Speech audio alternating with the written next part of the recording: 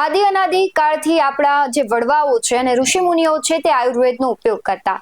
ધીમે ધીમે જેમ વિજ્ઞાન અને ટેકનોલોજીનો જમાનો આવ્યો તેમ અપડેટ માણસ થતો ગયો અને આયુર્વેદને ધીમે ધીમે ભૂલી અને જે દવાઓ છે, જે એલોપેથી છે તેના ઉપર ગયો છે. ખાસ કરીને અત્યારે જોતા હોઈએ કે આપણી જે લાઈફસ્ટાઈલ છે તેને લીધે ઘણી વખત આપને ઘણા રોગો થતા હોય છે, પરંતુ તેના ઘરગથ્થુ ઉપચાર હોય છે. ત્યારે અત્યારના જે યુવાનો છે તે જંક ફૂડ ખાતા હોય છે, તેને લીધે ઘણી સમસ્યાઓ થતી હોય છે. ત્યારે આજે આપણે ઘણી વખત હરસ છે તેવી ઘણી સમસ્યાઓ થતી હોય છે. ત્યારે આજ જે આવી સમસ્યાઓ છે તેના માટે આપણે આયુર્વેદ પ્રોક્ટોલોજિસ્ટ ડોક્ટર કૌશલ વ્યાસ છે તેમની સાથે જ વાત કરીશું અને જાણીશું કે આવી બધી જે બીમારીઓ છે અને સમસ્યાઓથી કેવી રીતના લોકોને બચાવી શકાય. ડોક્ટર કૌશલ, BS9 ન્યૂઝમાં સૌથી પહેલા આપનું સ્વાગત છે.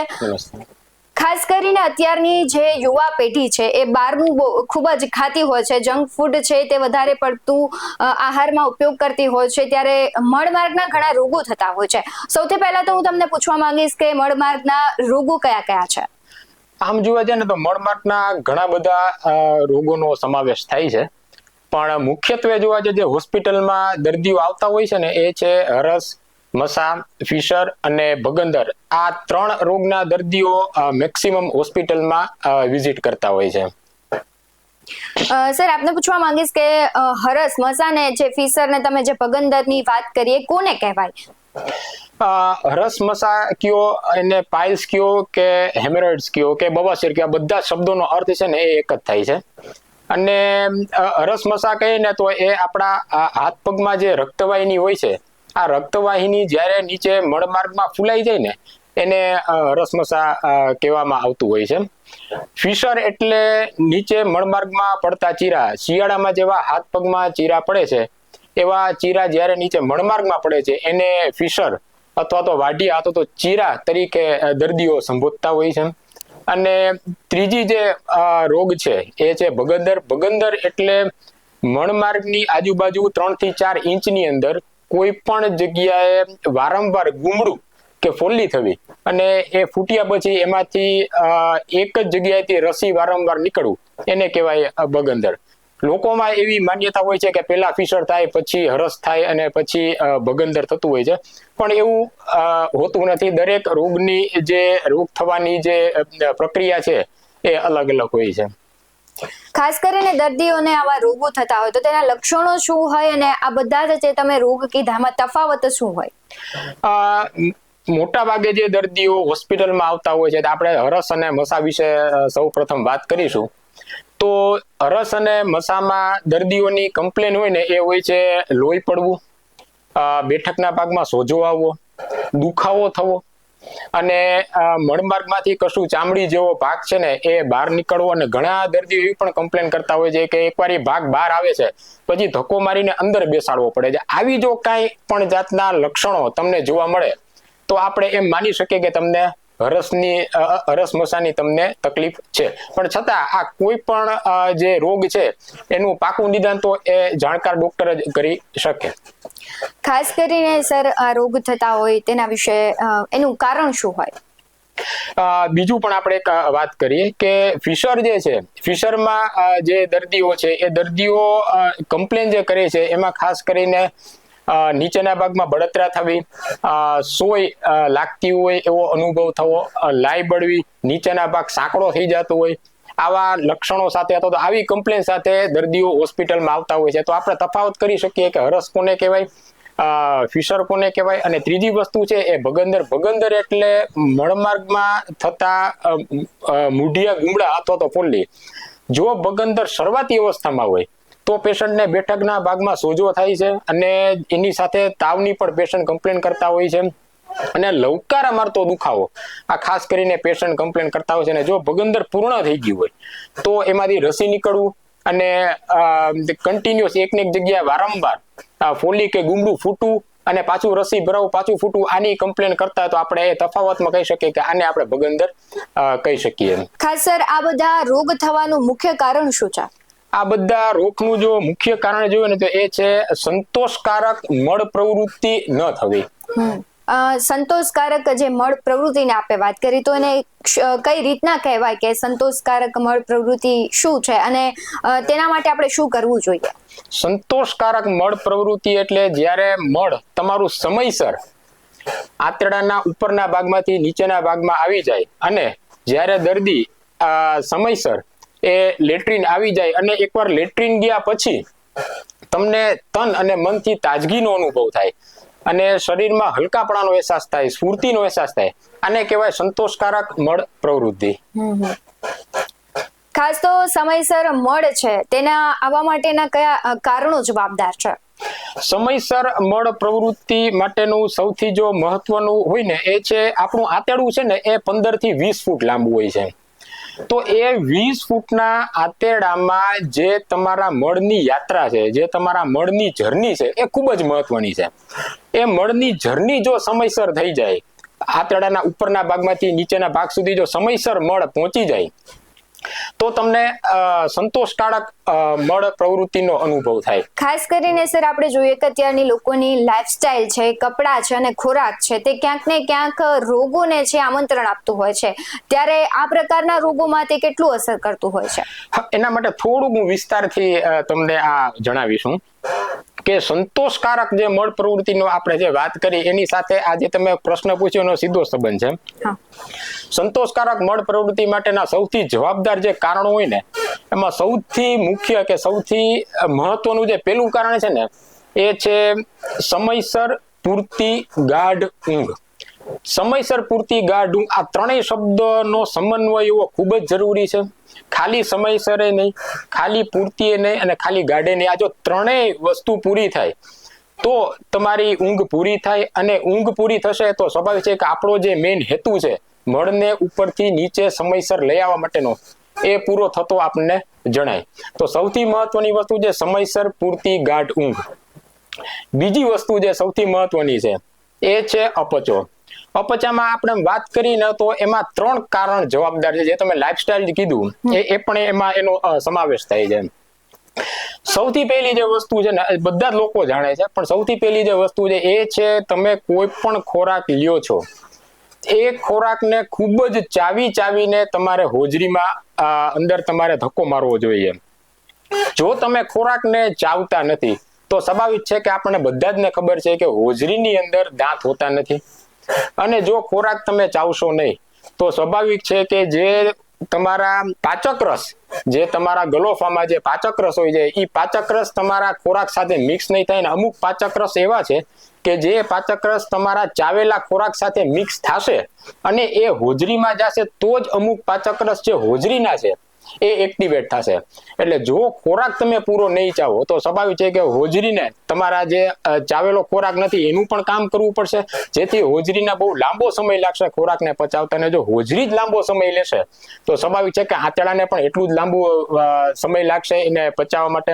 તો આપણો જે મેઇન હેતુ છે મળને ઉપરથી નીચે લઈ આવવા માટેનો સમયસર, એ હેતુ આપણો પૂરો નહીં થાય, જેથી પ્રોબ્લેમ આપણો જે છે સંતોષકારક મળ પ્રવૃત્તિ જે થવી જોઈએ એ વસ્તુ નહીં થાય.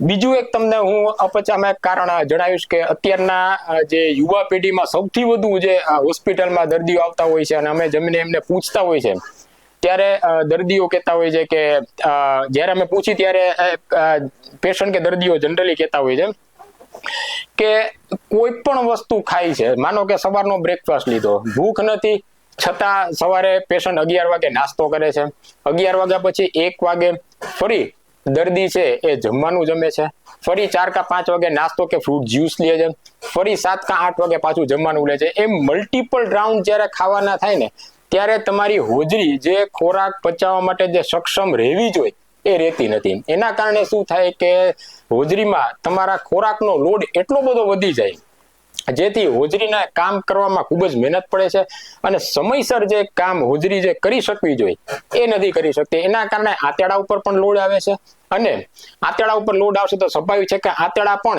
એનું કામ સમયસર નહીં કરી શકે, જેથી આપણો જે પાછો જે મેઇન હેતુ છે કે ભાઈ જે મળ સમયસર ઉપરથી નીચે આવવો જોઈએ એ આવતો નથી.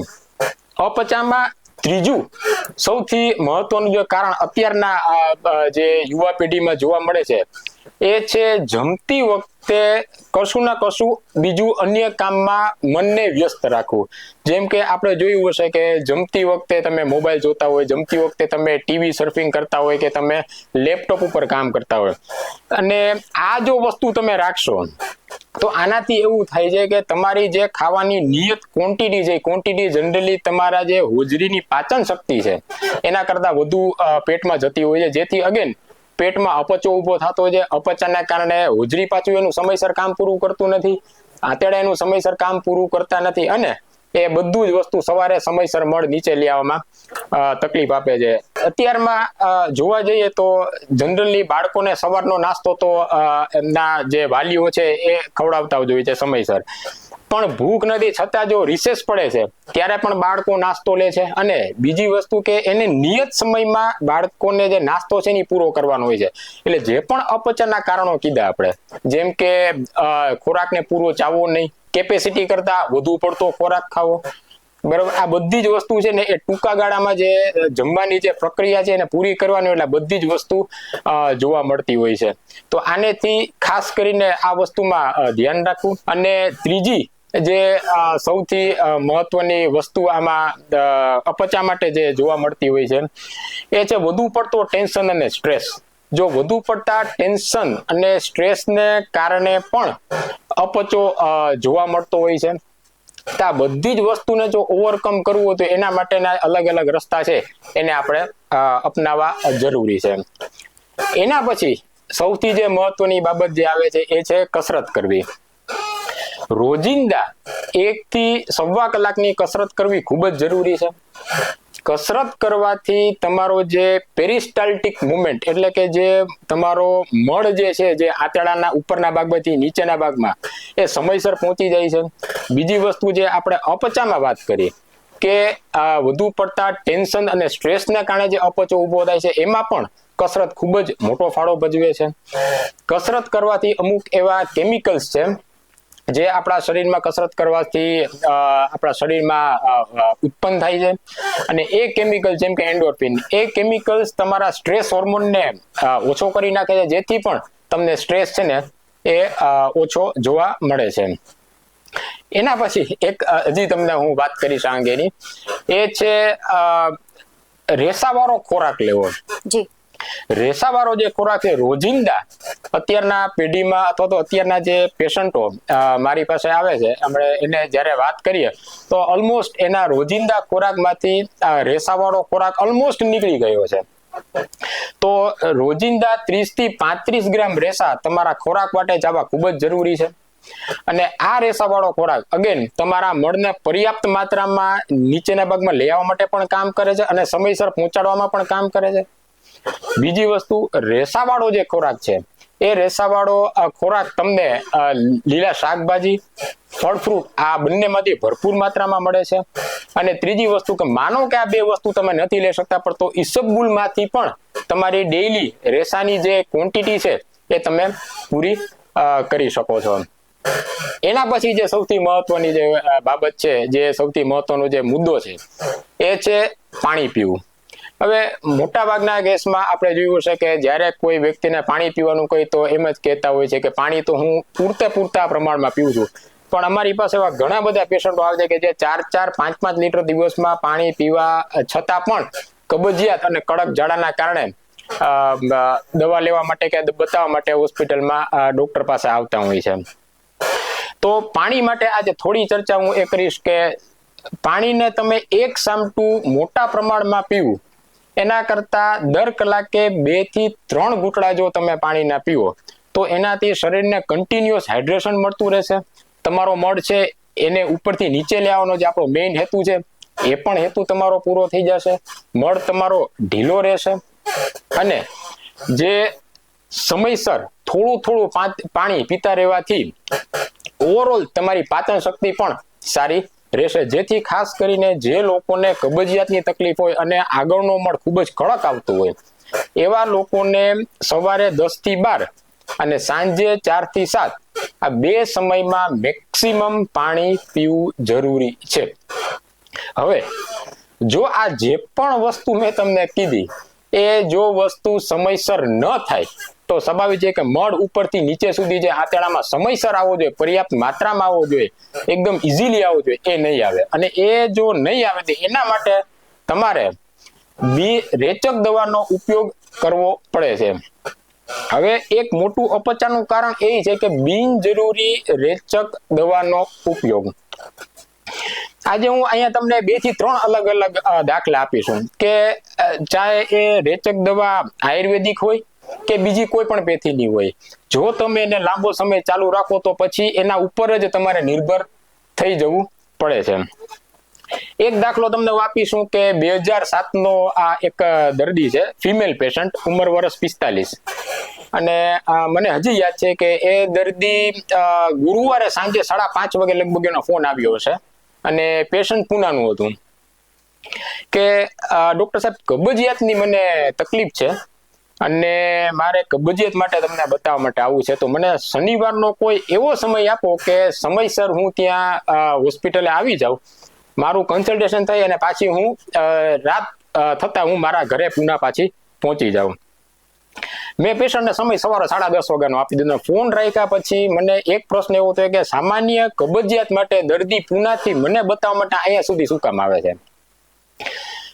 નિયત સમય પ્રમાણે 10:30 વાગે દર્દી આવી ગયો અને દર્દીએ એની મને વાત રજૂ કરી કે હું જ્યારે 25 વર્ષની હતી ત્યારે મને ખીલની તકલીફ હતી, મને માસિકની તકલીફ હતી, ફિમેલ પેશન્ટ હતું, મોંમાંથી દુર્ગંધ આવતી, ઝાડો સાફ આવતો નહોતો, કબજિયાતની તકલીફ હતી, સાથે પાચન શક્તિનો પણ પ્રોબ્લેમ હતો.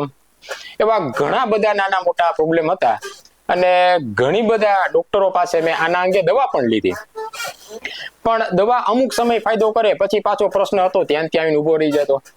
છેલ્લે કંટાળીને મેં મારી મમ્મીને વાત કરી તો મમ્મીએ મને એવું કહ્યું કે હરડે કે હિમેજ, જે આયુર્વેદમાં આપણે એક લેક્ઝેટિવ તરીકે ઉપયોગ કરતા હોઈએ છીએ, એનો ઉપયોગ તું બેટા ચાલુ કરી દે. અને હરડે છે ને એ બીજી માતા સમાન કહેવાય. હરડે ચાલુ કર્યા પછી મારા જેટલા પ્રશ્નો હતા તે બધા જ પ્રશ્નો 7 થી 8 મહિનામાં કમ્પ્લીટ સોલ્વ થઈ ગયા. અને એટલું બધું સારું મને લાગ્યું કે હરડે બંધ કરવાના બદલે હરડે મેં ચાલુ રાખી. એ કારણ છે કે ભવિષ્યમાં પાછા આવા કોઈ પણ પ્રોબ્લેમ ન થાય, જેમ કે ખીલ છે કે માસિકની તકલીફ છે. અને આજે 45 વર્ષની ઉંમરે આજે એક એવી તકલીફ છે કે હરડે વગર હવે મને ચાલતું નથી. તો તરત મેં પેશન્ટને કીધું કે ભાઈ જો આટલા સમયથી, લાંબા સમયથી તમે જો હરીતકી કે હરડે તમે જો લેતા હોય તો હવે આને એક સામટી તો આપણે બંધ કરી શકવાના નથી. તો 1 કે 2 ગોળી જો તમે લેતા હોય તો આપણે ધીરે ધીરે કરતા એને આપણે બંધ કરીશું. એના માટે થોડું હું તમને સલાહ સૂચન આપીશ આ અંગે. તો પેશન્ટે મને તરત કીધું કે ડોક્ટર સાહેબ પ્રોબ્લેમ 1 કે 2 ગોળીનો નથી. જ્યારે મારી 25 વર્ષની ઉંમર હતી ત્યારે મેં 1 ગોળી હરડેથી મેં ચાલુ કરેલું હતું. આજે 45 વર્ષની ઉંમરે મારે રોજની 26 ગોળી હરડે લેવી પડે છે. અને એ પણ જો હું હરડેની ગોળી રાત્રે લઉં તો મારે 2 થી 3 વખત રાત્રે ઉઠવું પડે છે. અને જો હું હરડેની ગોળીની ક્વોન્ટિટી ઘટાડી દઉં તો સવારે ઝાડો સાફ આવતો નથી, જેથી મારે સવારે 5 વાગે ઉઠી 25 થી 26 ગોળી હરડેની લેવી પડે છે, તો જ મને 4 થી 5 વખતમાં ઝાડો સાફ આવે છે. જેમ આપણે દર મહિને કરિયાણું લખાવતા હોય છે ને એમ મારે દર મહિને 20 થી 25 બોટલ હરડેની મારે લેવા જવી પડે છે. તો આ એક દાખલો આપણે એમ કહી શકીએ કે આયુર્વેદની દવા કેટલી હદે લોકોને આદત પાડતી હોય છે જો તમે સમજ્યા વગર આ દવાનો ઉપયોગ કરશો તો. બીજો એક દાખલો અહીંયા હું તમને દવા અંગેનો આપીશ. આ વાત કરું છું કોરોના પછીની. લગભગ 2020-21 એક પેશન્ટ મારી પાસે આવ્યું, સેમ વસ્તુ કબજિયાત માટે. અને એ ભાઈની ઉંમર હશે લગભગ 52 વર્ષની આસપાસ. કબજિયાતની તકલીફ હતી અને પેશન્ટ કન્સલ્ટિંગ રૂમમાં દાખલ થયું. અને મારા હજી કાંઈ પૂછતા પહેલા જ દર્દીએ 3 બોટલ મારા ટેબલ ઉપર રાખી આપી. એમાંથી 1 બોટલ હતી એરંડિયાની, જેને આપણે કેસ્ટરોલ કહીએ. 1 બોટલ હતી એલોપેથી દવાની જે છે સોડિયમ પાઇકોસલ્ફેટ, મિલ્ક ઓફ મેગ્નેશિયા, જે ઇઝીલી અવેલેબલ છે. અને 1 હતું આયુર્વેદિક ચૂર્ણ, જે ઇઝીલી અવેલેબલ છાપામાં પણ એની એડવર્ટાઇઝ આવતી હોય છે અને એની તમને મેડિકલ સ્ટોરમાં પણ મળી જાય છે. મારી વાત કરતા પહેલા કીધું કે સાહેબ આ 3 બોટલ જે છે, 3 દવા છે ને, એ મેં લગભગ 5 થી 6 વર્ષથી લઉં છું અને હવે એકેય દવા કામ કરતી નથી. એરંડિયું છે, લગભગ એરંડિયાની મેં 30 થી 35 બોટલ પૂરી કરી નાખી છે. અને મારી સામે જ પેશન્ટે એરંડિયાની 100 ml ની બોટલ ખોલી અને 100 ml એરંડિયું પેશન્ટ મારી સામે પી ગયો અને કહ્યું કે સાહેબ 24 કલાક આ બેસીસ, આની અસર મને નહીં થાય. બીજી જે મિલ્ક ઓફ મેગ્નેશિયા સોડિયમ પાઇકોસલ્ફેટ વાળી જે દવા હતી એની લગભગ મેં 20 બોટલ પૂરી કરી દીધી છે. અને જે આયુર્વેદિક ફાકી છે એને લગભગ મેં 10 થી 11 બોટલ મેં પૂરી કરી છે. આ બધી જ દવા છે ને એ મને શરૂઆતની અવસ્થામાં તો ખૂબ જ સારો ફાયદો અપાવ્યો, પણ પછી આ એક પણ દવા કામ કરતી નથી. તો હવે મને કાંઈ એવું બતાવો કે આના સિવાય મને ઝાડામાં કબજિયાતની જે તકલીફ છે એમાં મને ફાયદો થાય. તો આ એક એવો બીજો દાખલો છે કે પછી એ દવા આયુર્વેદિક હોય, એલોપેથિક હોય કે બીજી કોઈ પણ દવા હોય, જો તમે સમજ્યા વગર એને તમે લાંબો સમય ચાલુ રાખશો તો સ્વાભાવિક છે કે એની આ અસરની બદલે આડઅસર શરીર ઉપર ખૂબ જ જોવા મળે છે. એક ત્રીજો દાખલો હમણાંનો છે, 2 મહિના પહેલાનો. એક કલકત્તાથી એક પેશન્ટનો ફોન આવ્યો અને પેશન્ટની ઉંમર 82 વર્ષની, 3જા સ્ટેજમાં અરસ અને લોહી પડે છે પેશન્ટને. અને કોઈ એમના જે સગાવાલા છે એ અમદાવાદમાં રહે છે અને એમને મારો નંબર આપ્યો કે આ ડોક્ટર સાથે વાત કરી લ્યો, આ રોગના વિશેષજ્ઞ છે. જ્યારે પેશન્ટે મને કમ્પ્લેન કરી ત્યારે કમ્પ્લેનમાં એવું કીધું કે ગ્રેડ 3 પાઇલ્સ છે, એમાંથી બ્લીડિંગ થાય છે અને કબજિયાતની સખત તકલીફ રહે છે. હું સાહેબજી તમને કબજિયાતની દવા જે લીધી છે ને એનું હું તમને લિસ્ટ મોકલું છું, એ લિસ્ટ તમે જોઈ લ્યો અને એના સિવાયની કોઈ જો દવા તમારી પાસે હોય તો મને તમે મોકલજો, કારણ કે આ બધી જ દવા છેલ્લા હું લગભગ 11 વર્ષથી લઉં છું. એટલે પેશન્ટે મને લિસ્ટ મોકલ્યું, લગભગ 29 દવા એને લખીને મોકલી લીધી. એમાં બધી જ દવા, જેટલી એલોપેથી છે, જેટલી આયુર્વેદિક છે કે જેટલી હોમિયોપેથી છે, બધી જ દવાનો અંદર હતો. હવે પરિસ્થિતિ એ થાય છે કે જો દવાની ક્વોન્ટિટી વધારી દે તો પેશન્ટને ઝાડા થઈ જાય છે, લોહી પડવાની પ્રક્રિયા ચાલુ રહે છે. અને જો ક્વોન્ટિટી ઘટાડી દે તો સ્વાભાવિક છે કે ઝાડો જો એવો સાફ આવતો નથી, આખો દિવસ બેચેની લાગે છે, એસિડિટી થાય છે. એટલે અત્યારે પેશન્ટ એટલી બધી ફિક્સમાં છે કે શું કરવું ને એ ખબર પડતી નથી. અને ઓછામાં ઓછા 10 થી 12 ગેસ્ટ્રોએન્ટરોલોજીસ્ટ બીજા બધા જ ડોક્ટરને એને બતાવી ચૂક્યા છે. એટલે આ 3 દાખલાથી હું એટલું તમને ચોક્કસ કહી શકું કે જો બિનજરૂરી રેચક દવાનો ઉપયોગ લાંબો સમય તમે કરશો સમજ્યા વગર, ડોક્ટરની સલાહ વગર, તો તમે ખૂબ જ હેરાન થશો.